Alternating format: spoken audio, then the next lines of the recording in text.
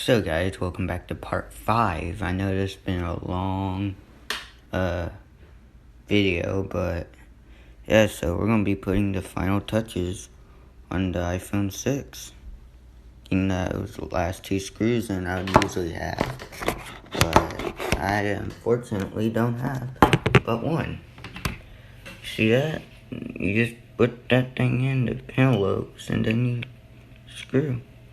I hope you can see it, guys. There we go.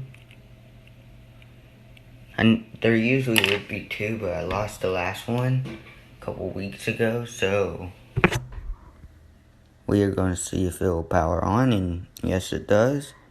And you got yourself a fixed, bent